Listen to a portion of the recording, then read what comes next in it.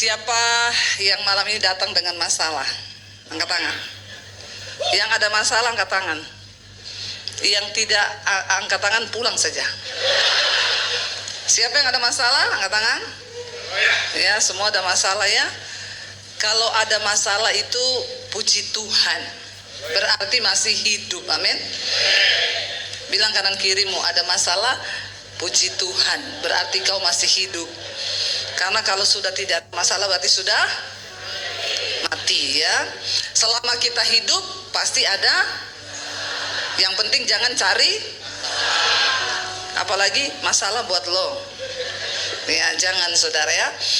Iya, kita percaya bahwa di hidup ini kita akan mengalami yang namanya masalah demi masalah demi masalah. Satu selesai, nggak usah diiringi, nanti saya nangis loh. Duduk saja dengar firman Tuhan. Saudara, ya kadang-kadang masalah itu datang belum selesai, sudah datang lagi lain. Dan kita nggak pernah undang masalah kan? Saudara pernah nggak undang masalah datang? Enggak kan? Bahkan kalau lagi ada masalah, dulu saya kalau ada masalah, saudara saya mikir gitu ya. Kadang sampai malam tuh nggak bisa tidur.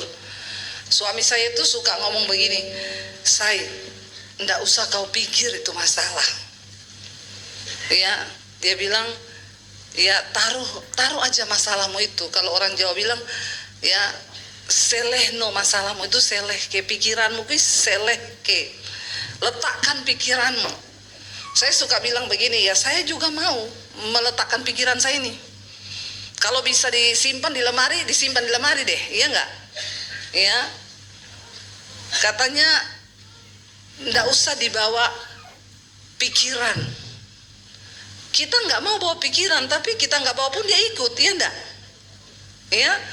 Nah di sini kita perlu, saudara, saya tidak tahu hari ini apa yang sedang saudara alami.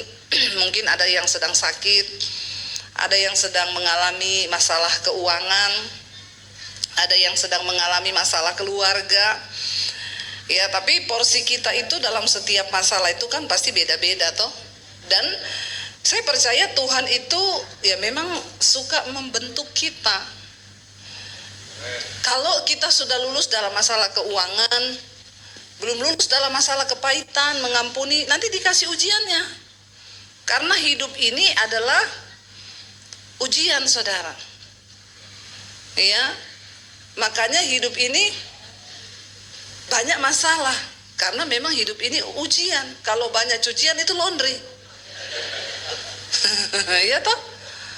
Jadi karena memang ujian ya banyak soalnya, banyak masalahnya. Di sekolah kita belajar, ujian semua mata pelajaran harus ada ujian, dapat nilai. Kalau hari ini kita lulus mengampuni, ya puji Tuhan kita sudah lulus, berarti kita disakiti orang nggak sakit lagi. Kalau kita belum lulus dalam hal keuangan, kita akan diizinkan mengalami masalah keuangan. Kalau kita sudah lulus masalah keuangan, tapi belum lulus nih dalam hal mengucap syukur, nanti diizinkan lagi. Nanti kalau belum lulus dalam hal sakit, penyakit, diizinkan lagi sama Tuhan.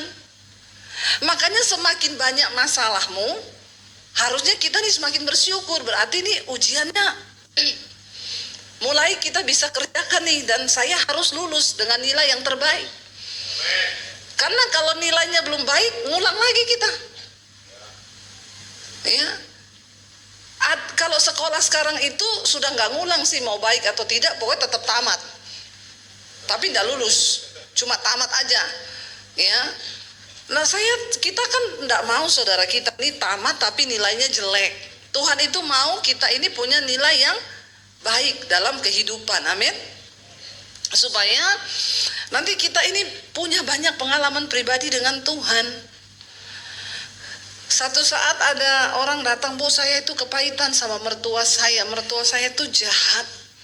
Berarti saya bilang, "Ibu belum lulus dalam hal mengampuni dan mengasihi." Loh, maksudnya ibu, ya terus ampuni, terus kasihi mertuamu. Tapi sudah berkali-kali loh, Bu. Ya berarti belum lulus. Lah saya tahunya lulus bagaimana? Kau itu tahunya lulus kalau kau disakiti mertuamu, tapi kau sudah tidak sakit hati, itu kau udah lulus. Amin. Ya, yang tepuk tangan ini berarti mertua-mertuanya galak ini ya. Berarti banyak ini ya. Mertua adalah maut. Bukan ipar adalah maut ya. Ada film toh. Jadi ya kalau kamu masih merasa tersakiti, berarti kamu belum lulus. Lah lulusnya kapan, Bu? Waktu kamu dijahatin, tapi kamu sudah tidak merasa sakit hati. Malah kamu dijahatin mertuamu, kamu kirim dia sate babi. Ya. Ada jemaat yang bilang, oh iya Bu saya mau begitu, tapi satenya tak kasih sianida. Itu kau pembunuh namanya ya. Jadi saudara, itu baru kau lulus benar. Ya, waktu kau dijahatin sama mertuamu, menantumu, iparmu, lalu mampir di toko duren, anterin dia duren. Yesus berkata, jangan kalah dengan kejahatan, tapi kalahkan kejahatan dengan kebaikan. Berkatilah, jangan mengutuk. Ya, kalau ada orang berbuat jahat sama kamu, doakan dan mintalah berkat bagi orang itu. Itu baru kamu lulus. Dan Tuhan bilang, siapa yang mau menjahati kamu terus kalau kamu terus balas dengan baik? Lama-lama dia juga bosan. Karena yang ada di balik manusia itu, yang mencobai kita itu sebenarnya setan. Ya, bukan orang itu, saudara. Nah, masalah demi masalah Tuhan izinkan terjadi itu supaya iman kita ini terlatih. Ya, tapi banyak orang nggak mau, saudara, yang mengalami yang namanya masalah. Banyak orang mau lari, banyak cari jalan pintas. Hidup ini disyukuri saja, dijalani saja. Karena hidup ini adalah sebuah perjalanan, ya. Kalau kau lari berarti hidup adalah pelarian. Capek lari-lari, saudara. Jalani, syukuri, apapun yang terjadi kita belajar bersyukur sama Tuhan. Kalau sudah lulus semuanya, itu pasti indah, saudara. Nah, Yesus itu dalam pelayanannya ketemu orang-orang masalah terus. Satu kali ada satu kisah, ya, di Lukas 18, Yesus ya berjalan dan dia mengusir roh jahat, ya, di seberang Galilea ketika dia ketemu seorang yang kerasukan roh jahat. Ya, dan orang itu sudah nggak pakai baju, ya. Jadi orang itu kalau kerasukan roh jahat sampai telanjang, saudara, sudah nggak tahu, ya. Nah, itu sudah karena yang menempati dirinya itu sudah bukan dia lagi, tapi setan yang mengambil alih. Ya, jangan berpikir kerasukan itu orang yang sudah telanjang di jalan tuh kerasukan. Banyak orang Kristen tuh hari Minggu masih duduk di gereja tapi ternyata sudah kerasukan juga. Lihat kanan kirimu ada nggak? Ya, kalau kau tidak mampu mengampuni, kau sudah dirasuk setan loh itu. Karena bukan Tuhan lagi yang mengambil alih hidupmu, tapi setan.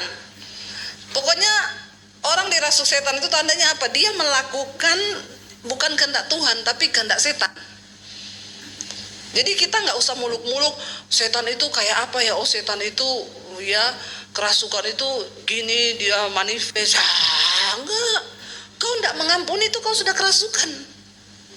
Tapi masih level tahap awal. Ya, kalau kau teruskan, ya bisa begitu nanti. Dan saya mau tanya, di gereja itu ada setan enggak? Kok kompak jawabannya? Pengalaman pribadi ya? Kok semua langsung tahu ngomong ada? Kenapa tahu di gereja ada setan? Kenapa? Bisa bilang di gereja ada setan tuh kenapa? Saudara kompak semua ada gitu. Kenapa bisa bilang itu? Ada yang bisa kasih alasan? Coba angkat tangan. Nanti dapat sepeda di luar. Sepedanya siapa? Ambil aja tuh, ada di luar, siapa punya nggak tahu, ambil aja. Kenapa saudara langsung bilang ada setan di gereja? Banyak setan nggak? Banyak ya. Ngeri orang Kristen ini ya. Ternyata di gereja banyak setan. Lagunya ada setan.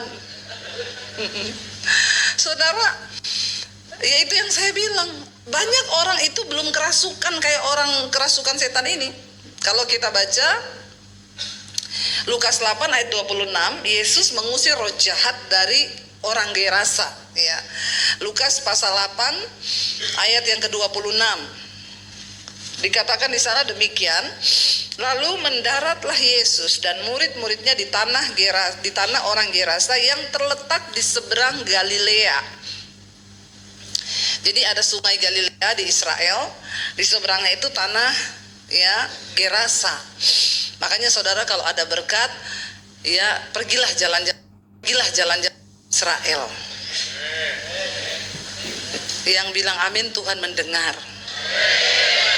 Langsung amin semua. Ya. Iya, orang itu bisa pergi ke Israel bukan karena ada uang, tapi karena mendapat perkenanan Tuhan. Ada yang punya uang, tapi tidak dapat perkenanan, nggak bisa ke Israel. Karena takut, karena sibuk, nggak bisa saudara sampai mati. Ya, ada yang nggak punya uang, bisa berangkat ke Israel. Amin bilang. Ya, banyak lihat orang-orang, saya setiap tahun tuh 2 kali saudara pergi ke Israel. Kita di sana bukan mendewakan Israelnya, bukan, tapi kita kan pengen lihat di mana benar-benar kejadian di Alkitab itu di sana. Ya, jadi kalau saudara pergi ke Galilea, saya bisa jelasin. Ya, satu saat saya tuh juga saya pelayanan di satu perusahaan, lalu ada sekretarisnya bilang gini, "Ibu Devi, ibu enak ya mau ke Israel ya, saya lihat pengumumannya di Besba Doa." Terus saya bilang, "Kamu mau pergi enggak?" "Enggak mungkin lah Bu, orang mahal begitu, saya pegawai begini bagaimana bisa saya." Jangan bilang enggak bisa, karena bagi Tuhan enggak ada yang mustahil. Asal kamu percaya. Terus, "Oh iya Bu, amin amin."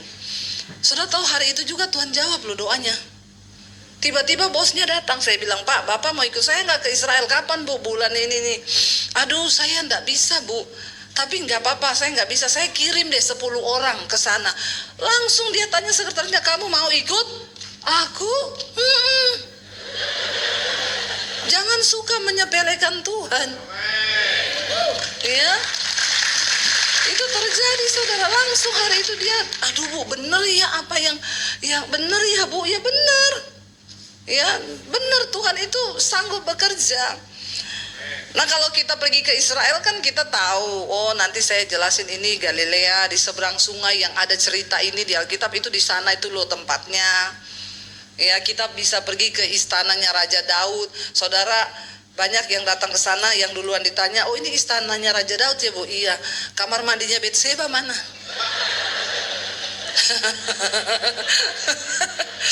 Tapi kalau saudara pergi ke sana, saudara baru tahu, oh kenapa bisa, karena memang bertingkat-tingkat ke bawah, itu rumah-rumah di bawah. Ya, waktu itu mungkin belum ada atap, jadi Betseba mandi kelihatan dari atas. Kita lagi tidak membahas soal Betseba. Lukas 8 ayat 26, Yesus mengusir roh jahat dari orang Gerasa. Lalu mendaratlah Yesus dan murid-muridnya di tanah orang Gerasa yang terletak di seberang Galilea. Setelah Yesus naik ke darat, datanglah seorang laki-laki dari kota itu menemui dia. Orang itu apa? Dirasuki oleh setan-setan, dan sudah lama ia tidak berpakaian dan tinggal dalam rumah, tetapi dalam pekuburan. Saking dia sudah dirasuk roh jahat, bahkan dia hilang kendali atas dirinya. Kenapa setan merasuki orang? Karena tidak ada yang mengendalikan. Perlu kita ini hidup dikendalikan oleh firman Tuhan, supaya setan gak bisa ambil alih, karena yang mengendalikan kita tuh Tuhan. Kalau saudara kosong, nah setan suka itu masuk ke tempat-tempat yang kosong. Dia lihat nih orang kosong nih, ya imannya kosong, apalagi saldonya juga kosong. Nah, setan suka itu. Ya, ini rekeningnya 3 bulan tidak dipakai, diblokir saudara. Ya, hati-hati, istri tidak berfungsi 3 bulan diblokir juga kau, disita negara. Suami juga begitu, kau tidak aktif selama 3 bulan diblokir. Ya hati-hati sekarang yang nggak aktif itu mending diblokir memang. Orang itu kalau hidupnya kosong, hatinya kosong, imannya kosong, saldonya kosong. Wah itu jadi sasaran setan. Orang kalau saldo kosong kan stres tuh. Iya Pak ya? Ampuni mereka Tuhan. Ternyata imannya di saldo. Saya berharap saudara bilang tidak loh. Ya tapi itu manusiawi ya, namanya juga manusia. Memang orang berkata ya uang bukan segala-galanya, tapi segala-galanya butuh mata duitan nih, Jemaat Belitung ini ya. Uang tidak dibawa mati, tapi nggak ada uang bawanya. Ampuni mereka Tuhan. Ampuni memang. Saya hanya mengumpan, tapi mereka terumpan. Harusnya ngomong tidak mati hidup gitu ya. Tapi itu pemahaman manusia pada umumnya di luar sana. Kenapa setan bisa ambil alih orang? Karena kosong. Dan orang ini dikatakan dia itu dikuasai bukan satu setan, oleh setan. Dan kenapa orang bisa dikuasai setan? Ya karena dia satu frekuensi dengan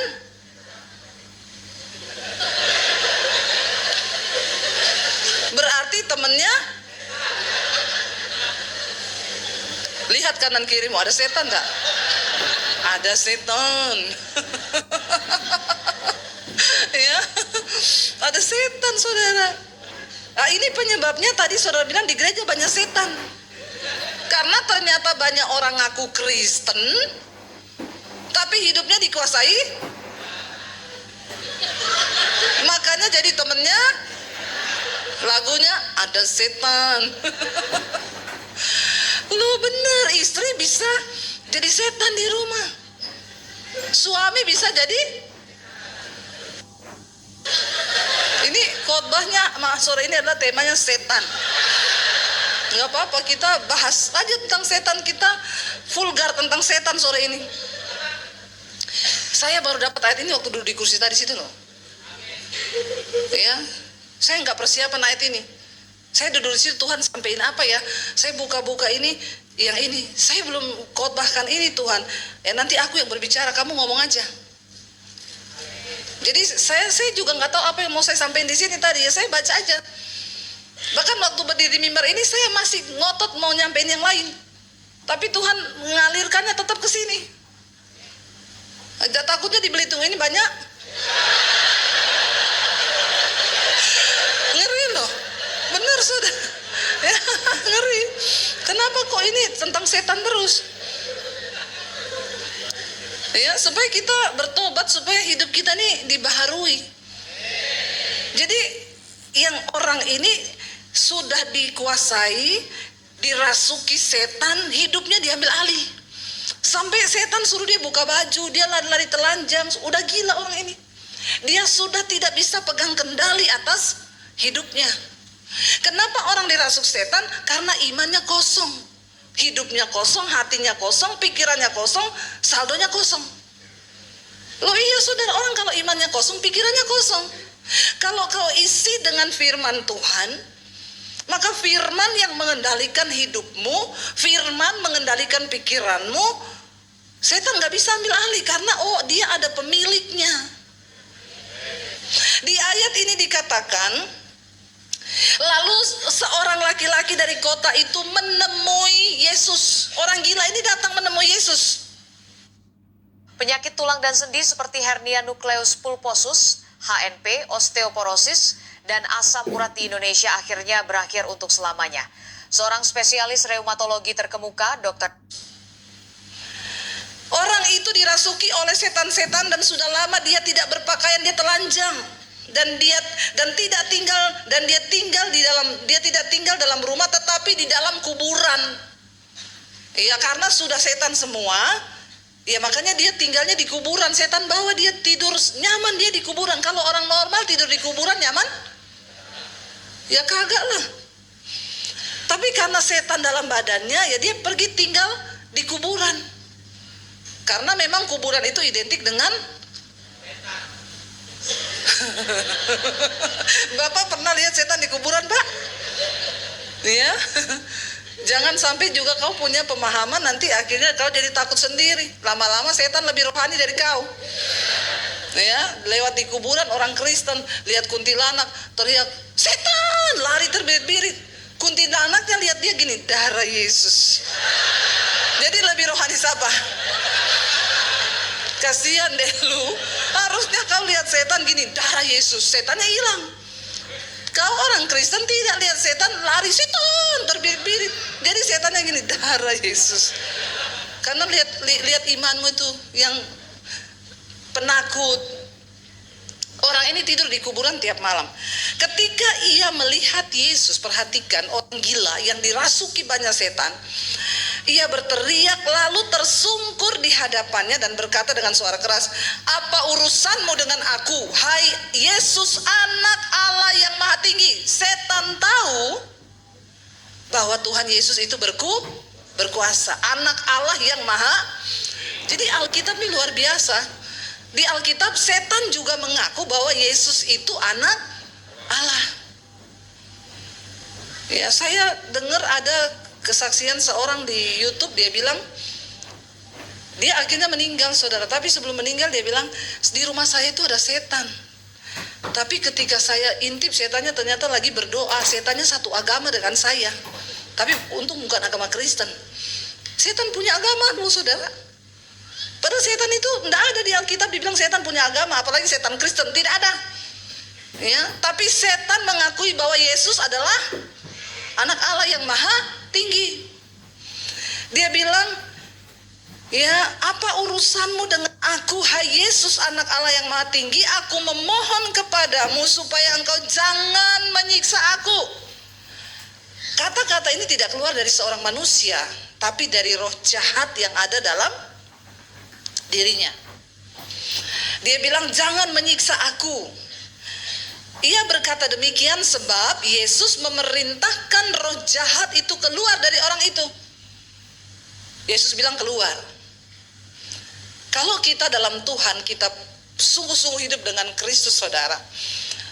Waktu kita doakan orang kerasukan, ya, saya tuh berapa kali mendoakan orang. Dan terbukti memang nama Yesus itu nama yang berkuasa. Berapa kali saya ketemu orang kerasukan, saya doa dalam nama Yesus, keluar. Dia teriak panas, panas. Ya, saya coba waktu itu dalam nama Hendra, keluar.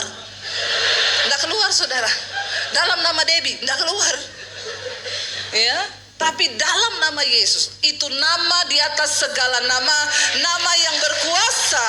Bahkan roh jahat takluk kepada nama Yesus. Sudah terbukti beberapa kali saya doa pelepasan itu terjadi. Setan itu memohon agar Yesus tidak menyiksa dia, karena Yesus memerintahkan untuk setan itu keluar dari orang itu. Ingat yang didoakan, setan suruh keluar dari orang, bukan dari pohon. Kalau dia udah tinggal di pohon, biar dia diam-diam di situ. Nggak usah kau ganggu, amin. Kecuali dia tinggal di rumahmu, harus kau usir. Ada lagi pendoa syafaat cerita saya, Bu, di rumah saya ada setan. Kenapa ibu bisa tahu? Saya kalau malam jam 2 itu turun ambil minum, setannya duduk di sofa. Setannya seperti apa? Bayangan hitam besar gitu, Bu. Awal-awal saya takut, Bu. Lama-lama enggak. Saya bilang, ibu imannya luar biasa ya. Terus ibu lakukan apa? Saya kalau turun ke bawah ada dia, saya ngomong gini, Bu. Permisi. Aku enggak ganggu kamu, jadi jangan ganggu aku loh. Jadi saya tanya sama ibu itu rumah ibu sertifikat atas nama ibu atau setan? Kenapa ibu yang permisi sama setannya? Kalau ada setan di rumah mau usir, amin. Jangan biarkan dia tinggal, apalagi permisi. Lama-lama setan balik nama loh sertifikatmu. Kau yang jadi tamu, dia jadi tuan rumah. Orang Kristen ini banyak yang aneh-aneh. Dikatakan ia berkata demikian sebab Yesus memerintahkan roh jahat itu keluar dari orang itu karena sering roh itu menyeret-nyeret dia. Maka untuk menjaganya ia dirantai, dibelenggu, tetapi ia memutuskan segala pengikat itu dan ia dihalau oleh setan itu ke tempat-tempat sunyi. sudah dirantai, dibelenggu, dia putuskan. Memang orang kalau dirasuk setan tuh itu tenaganya itu luar biasa, saudara. Ya, sampai ditahan berapa orang itu tetap kuat. Ya, waktu Yesus berkata bahwa keluar kau roh jahat, orang itu memohon, setannya bilang jangan siksa aku. Dan karena setan yang menguasai dirinya, setan ini sering menyeret-nyeret dia, makanya dia dibelenggu oleh keluarganya, oleh penduduk di situ, diikat dengan rantai, tetapi dia putuskan rantai itu. Lalu dia dihalau oleh setan pergi ke tempat-tempat sunyi. Makanya saudara, orang-orang yang suka menyendiri itu tuh setan suka loh. Kau jangan suka-suka menyendiri ya. Kalau ada masalah cerita ke temanmu, doa sama-sama, atau dengerin khotbah, baca firman, nyanyi puji-pujian. Jangan pergi menyendiri. Nanti kau jiwamu kosong, setan masuk. Dan Yesus bertanya kepadanya, siapakah namamu? Jawabnya, Legion, karena ia kerasukan banyak setan. Legion itu artinya banyak roh jahat. Jadi ini memang sudah banyak setan kumpul di situ. Lalu setan-setan itu memohon kepada Yesus supaya ia jangan memerintahkan mereka masuk ke dalam jurang. Ya, setannya bilang, Tuhan jangan suruh kami masuk ke dalam jurang. Lalu di sana ada sejumlah besar babi yang sedang mencari makan di lereng gunung. Dan setan-setan itu meminta kepada Yesus supaya ia memperkenankan mereka memasuki babi-babi itu. Dan Yesus mengabulkan permintaan mereka. Setan itu suka tinggal kepada sesuatu yang hidup, yang bernyawa. Makanya mereka minta untuk alihkan kami ke babi. Mungkin itu penyebabnya kita ini tidak boleh banyak-banyak makan.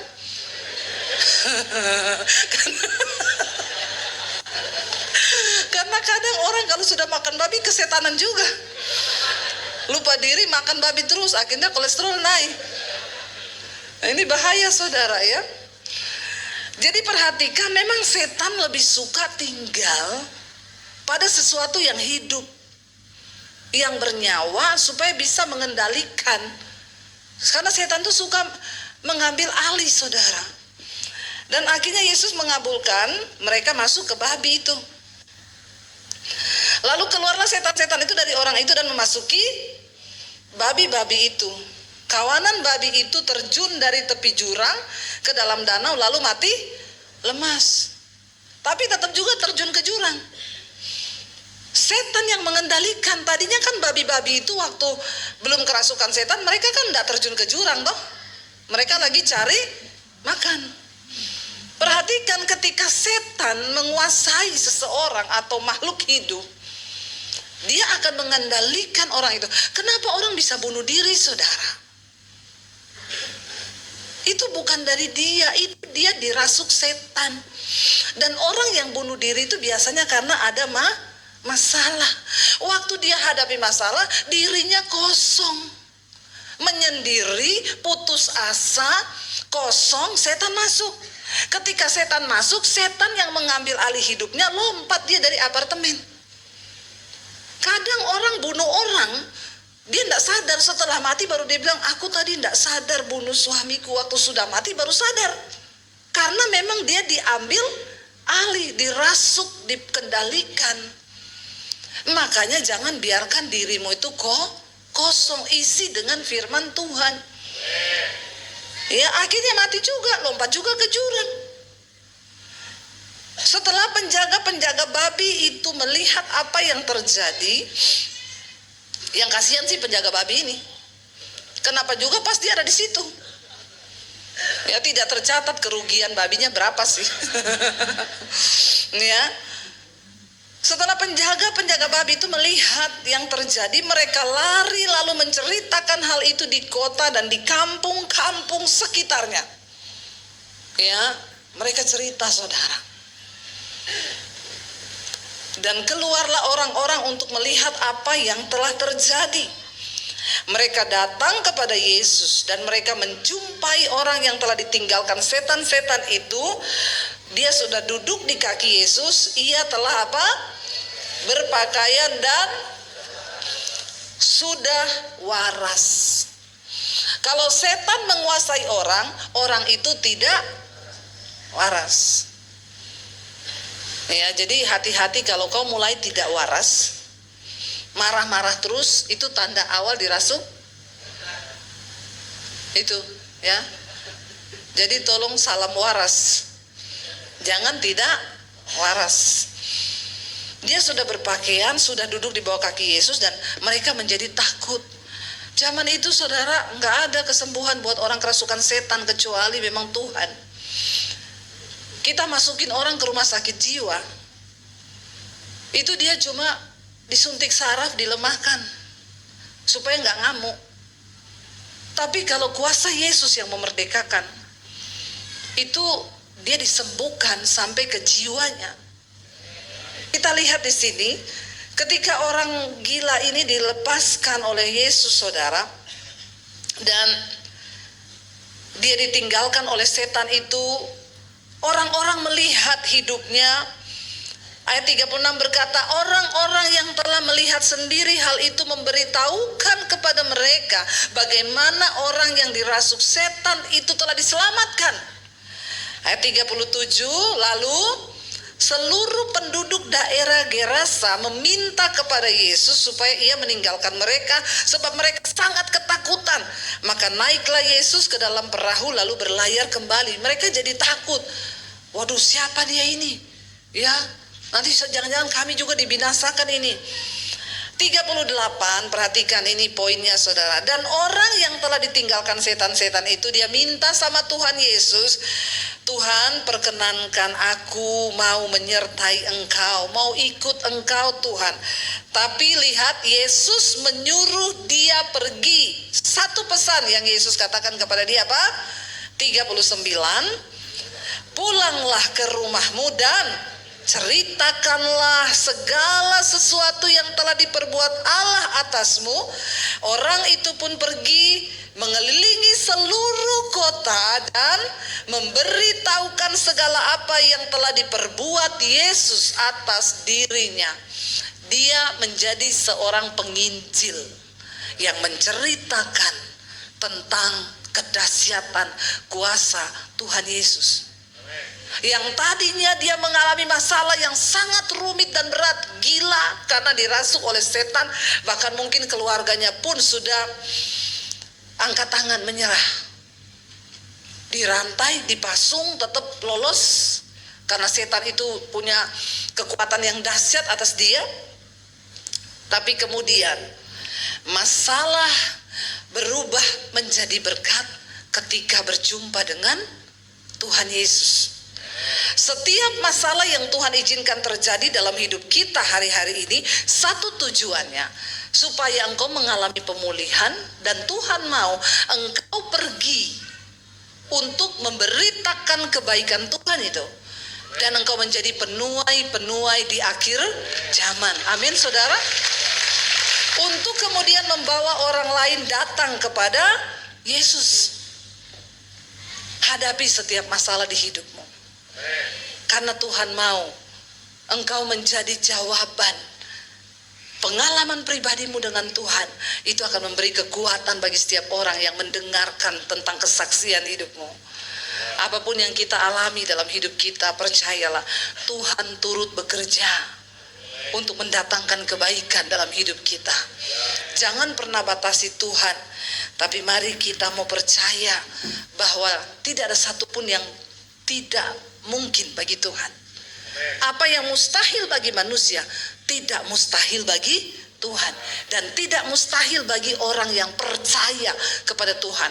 Saudara, Tuhan mau engkau memiliki kuasa yang sama yang ada dalam Kristus Yesus Tuhan. Kalau kita mau jadi orang benar, kita sungguh-sungguh hidup dalam kebenaran firman Tuhan. Pertama, setan gak berani saudara, ya, untuk mengambil alih hidupmu. Tapi mari kita tunduk kepada firman Tuhan. Kalau malam ini ada yang merasa mulai dirasuk-rasuk setan, marah-marah gak jelas apa, mari kita berdoa supaya Tuhan bebaskan kita. Percayalah dalam setiap proses hidup kita, Tuhan itu turut bekerja. Kita bangkit berdiri bersama, kita naikkan pujian tadi. Ya, bahwa tak terbatas kuasa Tuhan dalam hidup kita. Dia tahu setiap proses hidup yang kita jalani, bahkan cara Tuhan itu tidak terduga, saudara, bekerja dalam hidup setiap orang yang sungguh-sungguh percaya kepada Dia. Terima kasih Tuhan, kami percaya Engkau ada